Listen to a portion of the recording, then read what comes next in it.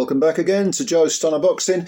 This coming weekend sees the return of my favourite female fighter, the undisputed flyweight champ Gabriela Fundora, younger sister of Sebastian Fundora, who holds two of the belts at 154 in the men's game.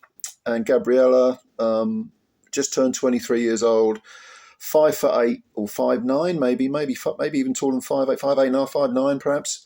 But she's a flyweight. Like her brother, extremely tall for her weight.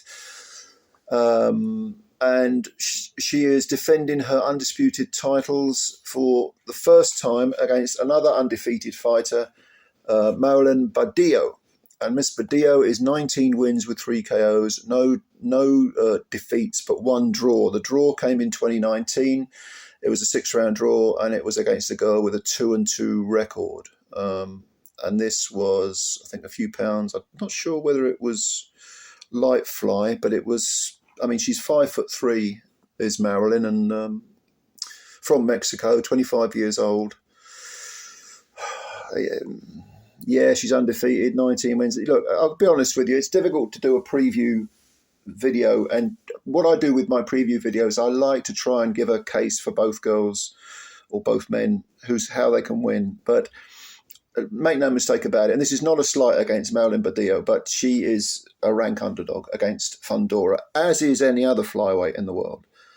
Fundora is, freakishly tall, 5'8", hits very, very hard, a southpaw, even though she's 23. I mean, if this isn't her prime, God knows how good she's going to be.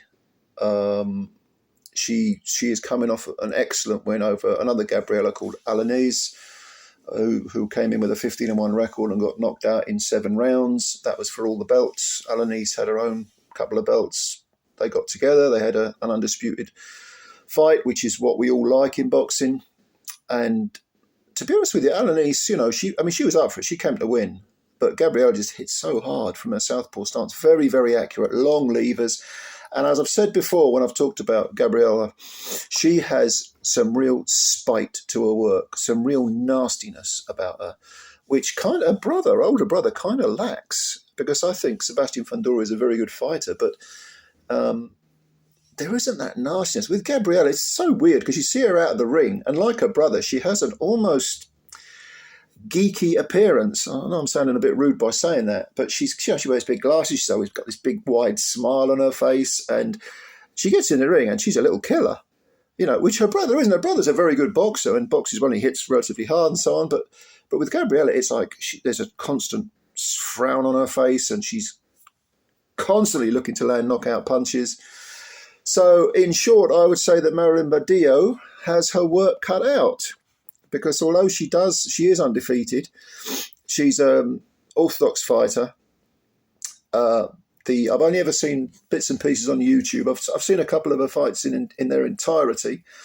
There really aren't many notable opponents on her record. She has fought all of her fights in Mexico, being from Mexico.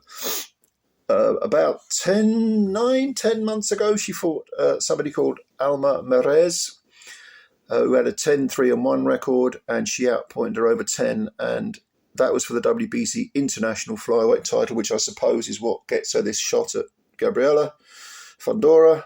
But to be honest with you,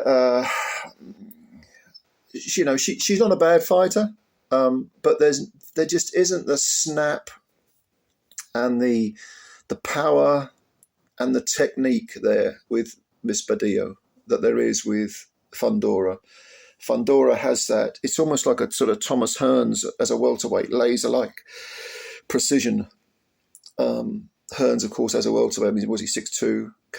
When he was a welterweight. I mean, he obliterated Pipino Cuevas, for example, who had made, I think, 10 defences of his WBA belt. And Hearns just swatted him aside. Nowadays they'd call him a weight bully, and they'd probably call Gabriela Fundora a weight bully too, because anyone who's tall and has got long levers supposedly is a weight bully. Boxing don't work like that. It's about what you do with what you got.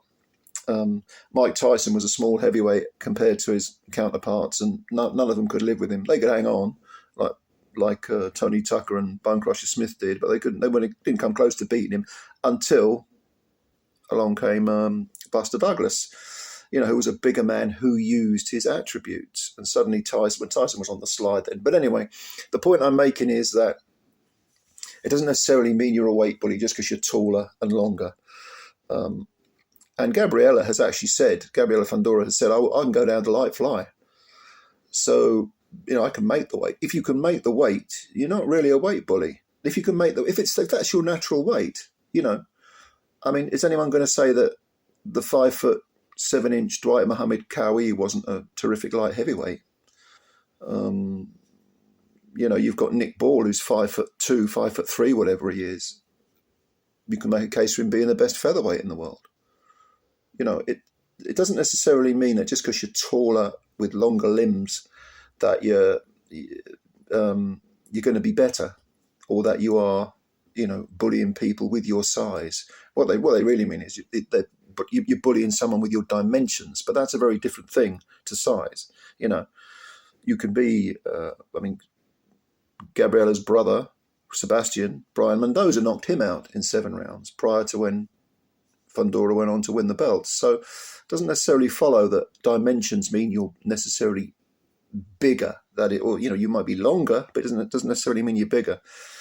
Now, if Marilyn Badillo was a come forward, extremely quick-fisted, with quick feet, heavy-handed girl, I would say, yeah, Fundora's got her work cut out. But from the fights I've seen, Miss Badillo isn't. She is a decent walk forward, swing punches, not a lot of straight punches going on. It's all big, hooks, overhands.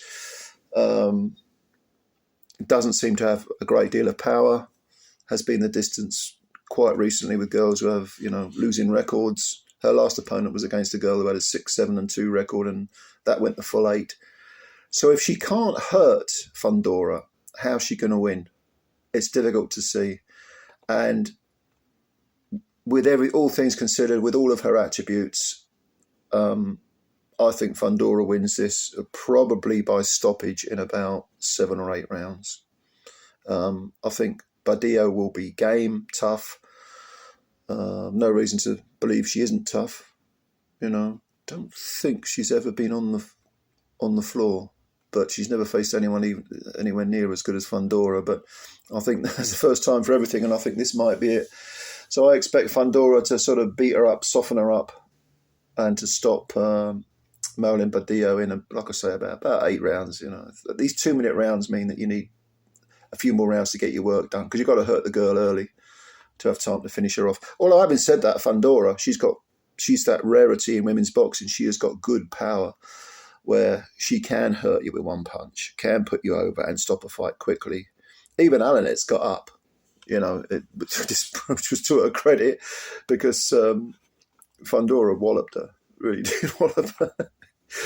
So, yeah, Fundora wins this and retains her undisputed flyweight title. But if she's talking about going down to light flyweight, Yokasta Valle is talking about, she moved up to flyweight recently and beat, I think it was a majority decision or a split decision over Marlon Esparza, who's seen better days. And she's a minimum weight. And she was fighting at flyweight, but I wouldn't go anywhere near Fundora. Hell no. I'd stick to the minimum weights if I was Valle, and if I was a light fly, I wouldn't be looking there. If I was a light flyweight, or if I was a super flyweight, I'd have great concerns that Fundora might come invading my division, if you know what I mean, because this lady can fight. Definitely. So what do you think? Are you looking forward to this fight? What do you think of Fundora? Am I overrated? You might think, nah, what are you talking about? You're overrated. I don't know, let me know. I really like watching Gabriela Fundora fight. I think she's terrific. But let me know what you think. Give me your opinions, comments below, and of course, thank you for watching the video. Please hit the like button if you liked it, and subscribe to the channel if you don't mind as well, because that helps us out, and we want to get to the 6,000 mark. 6,000 subscribers would be nice. All right, ladies and gentlemen, thank you very much. Looking forward to what you've got to say, and bye for now.